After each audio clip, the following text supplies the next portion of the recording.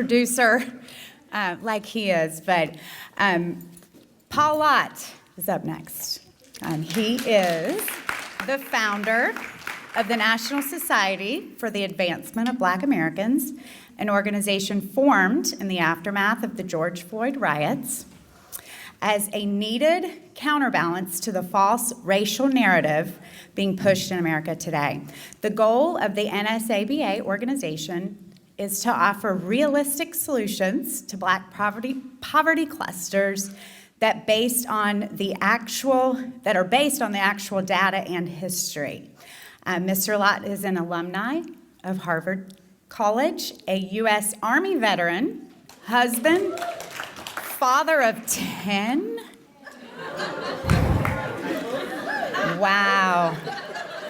Author and longtime education activist. I gotta tell my husband he's gotta step it up. Thank you for coming, Paul. I didn't realize all that would be included. How y'all doing? It's been a very exciting and energetic day. I would have been just as happy sitting back and listening to all the other speakers. I've enjoyed meeting each of you.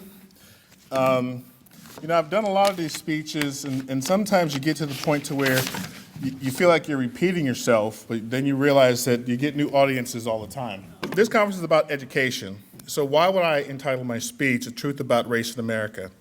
Well, the truth is that schools do not exist in a vacuum, and the very purpose of education is to prepare our children to achieve success in life after school has ended. The national dialogue today centers around race. We see this in the riots of last year. We see this in the struggles against CRT today. And for you at least, I want to give you some truths you may not be aware of. I want to give you some information to put your thinking about race in perspective. So we have to start to define things. So the standard that we need to go by is, in order to fix our problems, we must first define the problem and then qualify the problem. In other words, measure it. How big is it? Where is it at?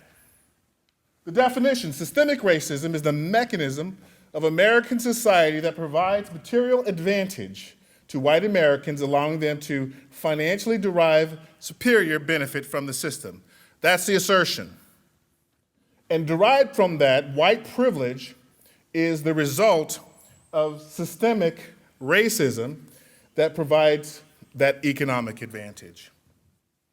So there's two questions I want to ask. The first one is America systemically racist? Was it founded on racist principles? When America came together after the Revolutionary War, we had slave states and we had free states. And have you ever asked yourself the question, why didn't the founding fathers simply decide to create two nations, one slave and one free? Why was there such effort to create one unified nation? See, the Declaration of Independence embodied the dream, the goal, the aspiration of what a new nation could be, based on freedom and the equality of all men and women.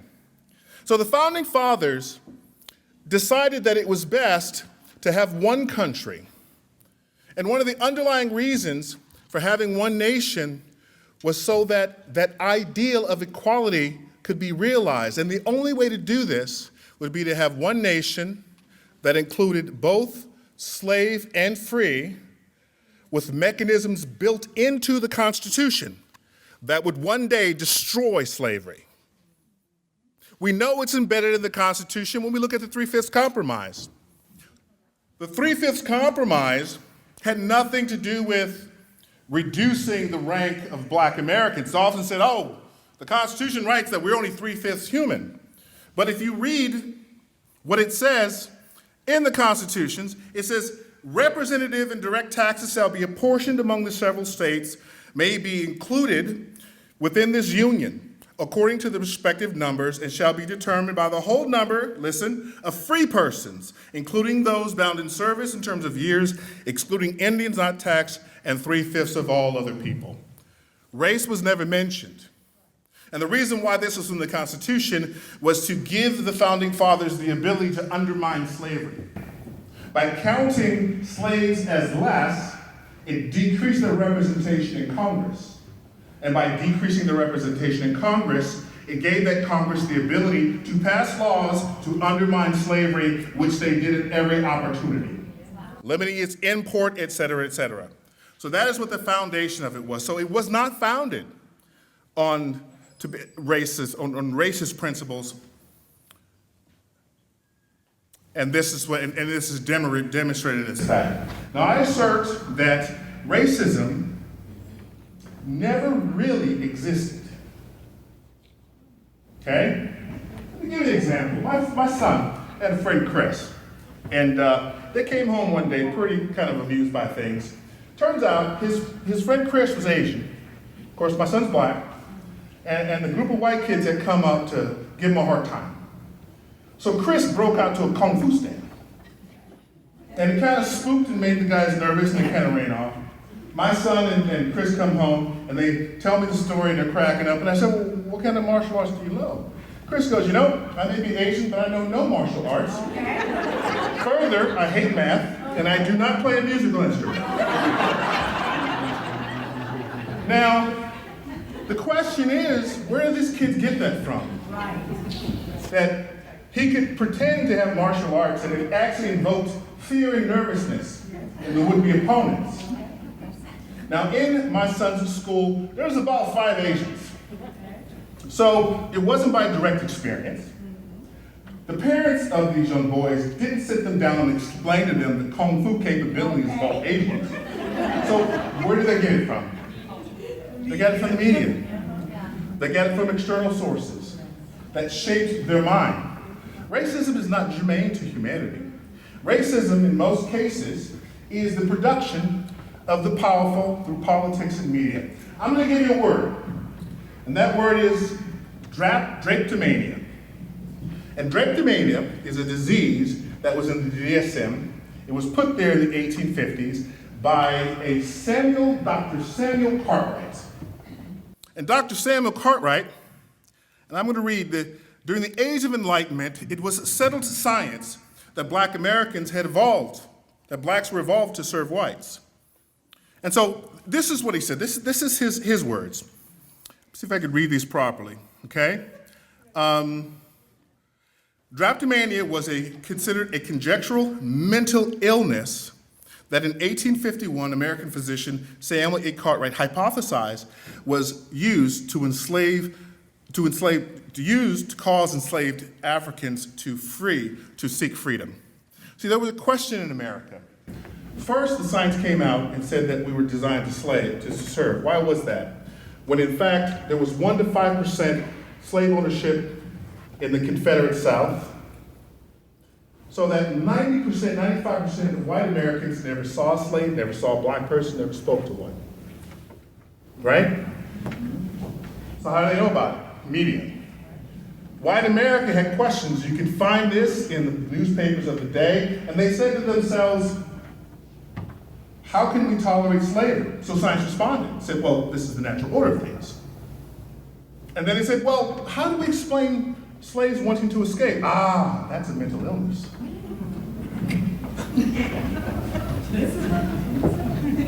This was in the DSM, the official definition of the guide for it. It says, if treated kindly, fed well, and clothed with fuel enough to keep a small fire burning all night, separated into families, each family having its own house, not permitted to run about at night to visit other neighbors, to receive visits or use intoxicating liquors, and not overworked or exposed too much to weather, they are easily governed, more so than any other people in the world.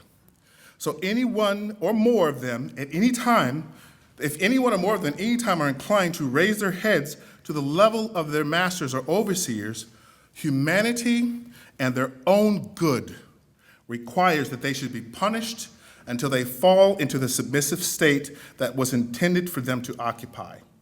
They have only to be kept in this state and treated like children to cure them from running away. But he goes further, but wait, if a slave wanted to run away, there was a treatment for this terrible disease. Cartwright wrote, in the case of slaves, sulky and dissatisfied without cause, a warning sign of imminent flight, Cartwright prescribed whipping the devil out of them as a preventive measure. When movies depict slave owners and beating their slaves out of animus and anger, it's a falsehood. This brutality was the medical prescription of the 1850s. So was it racism? Was it hatred? Was it anger? Or was it a system created to subjugate an entire race of people for the benefit of 5% of the Southern population? How further do we know that racism is not inherent in the hearts of Americans, of whites? From 1868, if we look at the period of Reconstruction and we go through 1968, if racism was a controlling factor in the prosperity of Black America, in that 100-year period of time, Black poverty was eliminated by 66%.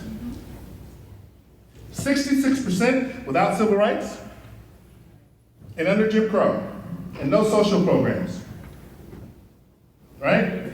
As a side note, during the time of slavery, Blacks could vote if you weren't a slave. That's why they had Jim Crow, to stop people from voting. It is a myth that we didn't have rights at that time. It was after Reconstruction, in response to the expression of those rights of freedom, that these laws were put in place. So we look at these two ideas, that racism is not germane to humanity, and that racism in itself is not part of the fabric of this country. It wasn't part of the founding fathers. So let's take a little step further. Does this country benefit exclusively white Americans? I'm going to try to click around and see if I can get this to work for me. Okay, let's look at this number. And these are U.S. Census numbers. So they're not mine, they're undeniable. You can look them up, Google U.S. Census, poverty by race, 1959 to 2019. 1955, the Black poverty rate was 55%. Okay, white poverty rate was 18.8%. 9 years later, Black poverty fell to 37.7%. White poverty fell to 10%. 2008, Black poverty fell to 20.7%. Now, the census might be paying attention. They adjusted the white poverty figure to 10.1%. What does that say? In the 50-year period of time from 1968 to 2018, white poverty went up, while Black poverty was what went down at 3.5 times the rate. Meaning that if you were a white child born poor in the United States in 1959, a Black child you were likely to stay poor your entire life, while a Black child born at the same period of time was 3 times more likely to escape poverty. That's from the census report. Not left-leaning, not a liberal piece, not a conservative piece, but from the census report. Under Trump, Black and white poverty fell 5.2% equally. So it maintained the proportions. And that points to there being other causes. So if this is true, if the ultimate outcome of education is what happens after it, the ability to prosper on your own and take care of yourself, if the ultimate goal of American society is to do such, it cannot be systemically racist in favor of whites if the numbers don't say it's acting in favor of whites. You see, freedom has the effect of healing all wounds. Freedom has the effect of enabling people to fight on their own. Martin Luther King fought for opportunity, not outcomes. And given those opportunities, Black Americans were able to rise up and address their issues of poverty to a great degree. It takes time to correct things, but we know by the steady stamp of history that this country is a system that is allowing those things to be corrected. I had a talk, it was last night actually, where I did a presentation to the Prince William County, it's called the Racial and Social Justice Commission. And one of the things that came out of that commission, the speech, I've been there before for a subcommittee, they kind of tried to beat me up, but I was ready to say anything, was that they were screaming about equity. So I said, okay, let me get your numbers. So I got the numbers they reported to the state from 2008 to 2021 on graduation rates. It showed that the difference in the graduation rate over the time from 2008 until now had fallen 11.5%, had improved 11.5% for blacks, 4% for whites. So black improvement was outpacing white improvement. By about 2012, it showed that the dropout rate was pretty much equal for both races. And then when we compared the two figures of graduation, which is on-time four-year graduation, and completions, which means graduations, on-time graduations plus GEDs and other ways of getting a high school diploma, the same trends held true. So I said, how can your racial and social justice recommendations improve education in a school where everybody is already graduating at 97%? How can this distraction statistically make a difference? It can't. In fact, if we just do what we're doing and forget that crap, the improvements will still go. So let's talk about disparities for a second. And slightly on the head, I'm getting close to my time because I'm not keeping track. I was, and I wrote the speech, but it almost goes to pot.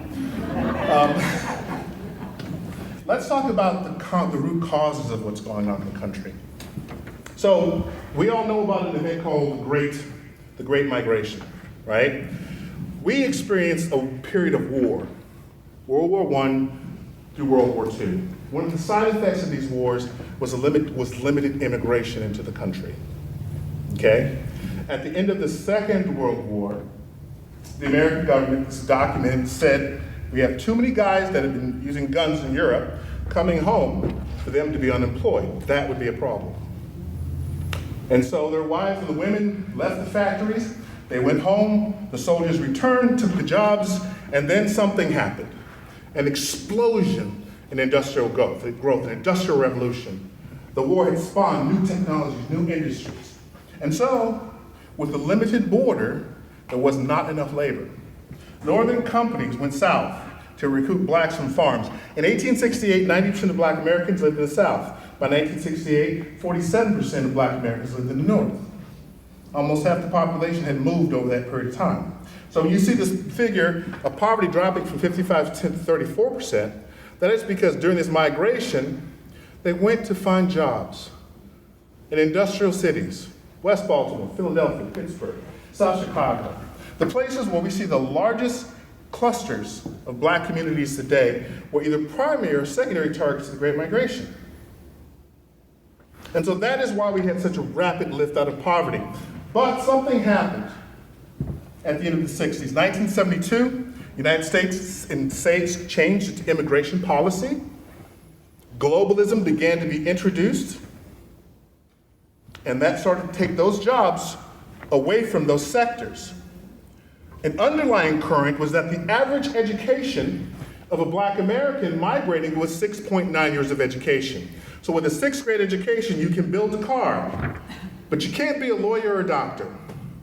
And when those jobs were stripped away and sent overseas, in areas that were already somewhat overcrowded and racially segregated, because remember, the Great Migration took place during segregation. When segregation ended, people didn't just move out of those communities. They were already clustered together. So the clustering of segregation created a perfect storm. Bring people north to take jobs, they're marginally educated, and now we're going to take those jobs away and send them overseas. It created poverty. In compassion, our government did something that was never done in America. They gave people the ability to stay poor in place. Right, exactly. Yeah. No more ghost towns, no more the coal mines have dried up, so we're gonna move the town and go get jobs someplace else. It was, there's no more coal, but we're gonna pay you to stay right there, even though coal will never return. So the problem we face today is not a problem of systemic racism. The problem we face today is a problem of systemic poverty. We created these poverty clusters and we maintain these by paying people to stay poor in place.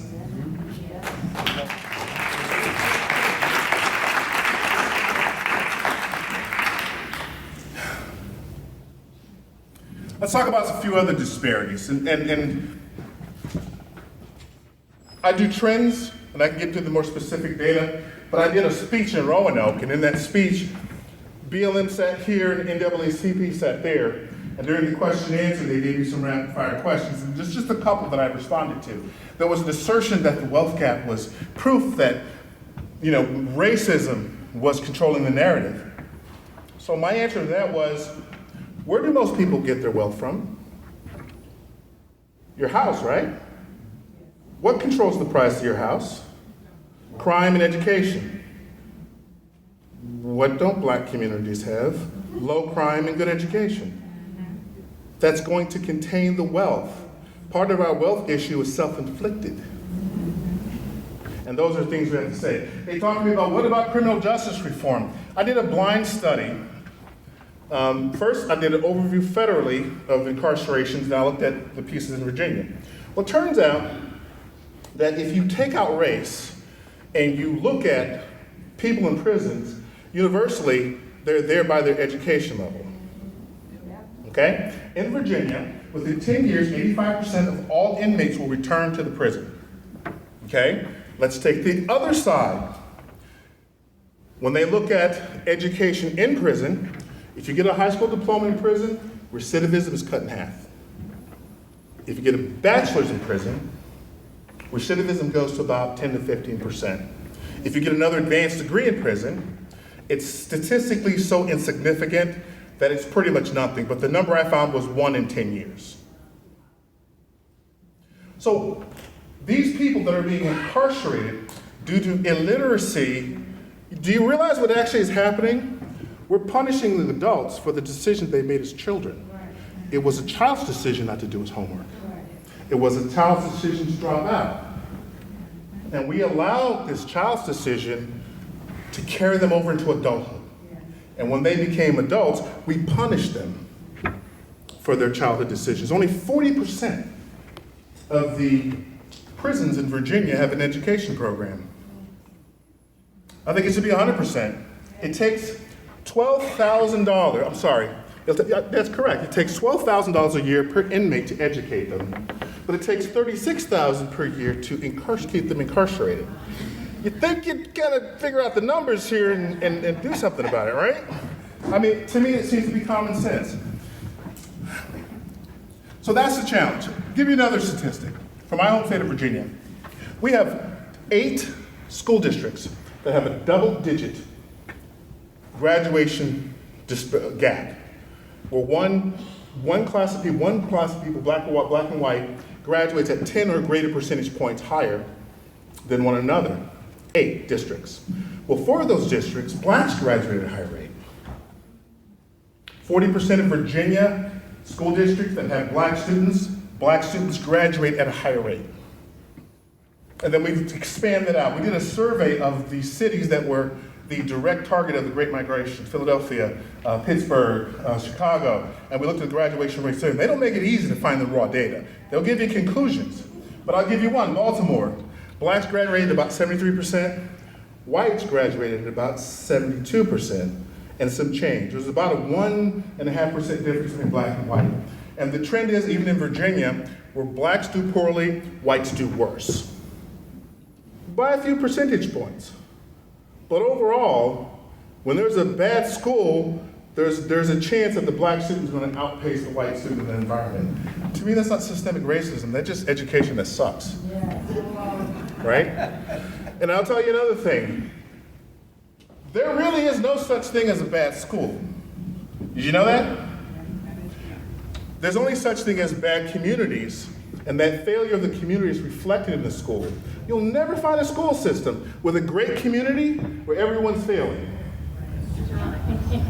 And you'll never find a community with a terrible community and everyone's graduating with straight A's. Our schools are a reflection of the conditions of our communities. Our communities are a reflection of the conditions of our families. Our families are a reflection of our belief system and how we function with one another as human beings. That's where it starts. Education reform will always fail because education's not the problem. Families are.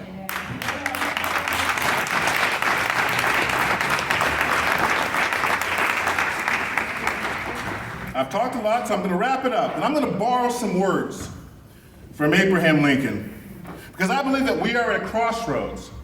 That CRT and anti-racism is a nefarious effort to undermine our ability to form cohesive, loving, respectable relationships that glorify God.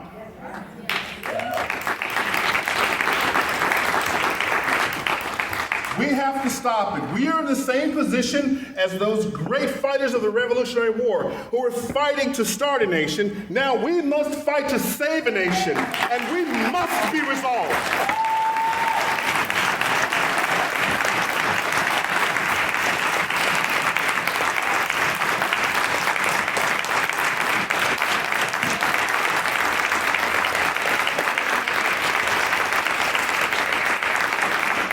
And so I say, our fathers brought forth on this continent a new nation, conceived in liberty and dedicated to the proposition that all men were created equal. We are now engaged in a great civil war, testing whether that nation, or any nation so conceived and so dedicated, can long endure. We are met on a great battlefield of war. This battle is for the hearts and minds of our children and for their freedom to prosper. Brave men and women living in debt struggled to give us the freedom we have today. The world will little note, nor long remember what we have said here, but it will never forget what we do once we leave here.